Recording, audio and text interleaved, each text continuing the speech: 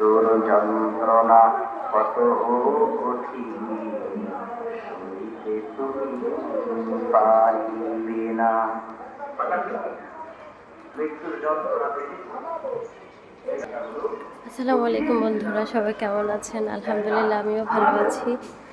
এই শুক্রবার আসলে ওয়াজ শুনতে এত ভালো লাগে মসজিদে। তো ওয়াজটা শুনছিলাম আজকে মন দিয়ে। সত্যি তো মৃত্যুর যন্ত্রণা অনেক কঠিন,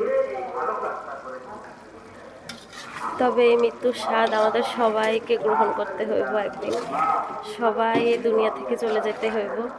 আমরা হচ্ছি দুনিয়ার 2 দিনের মেহমান।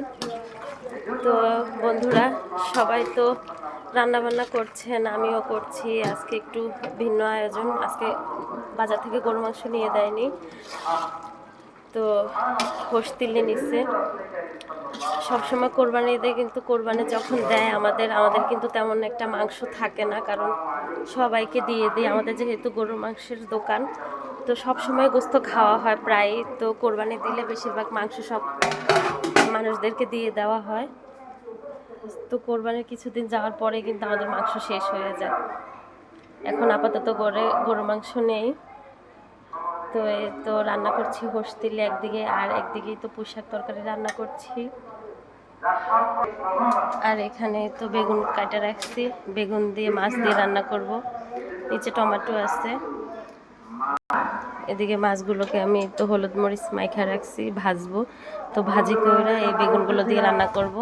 বেগুন দুটো হচ্ছে আমার শাশুড়ির গাছের, একদম তাজা বেগুন। আজকে এটা রান্না করছি, পুরো পাকের ঘর গ্রানে ভরে গেছে। অনেক সুন্দর একটা গ্রান বের হয়েছে। তো হোস্টেলে কিন্তু প্রথমে আমি সিদ্ধ করে নিচ্ছি। এগুলো কিন্তু প্রচুর ময়লা থাকে।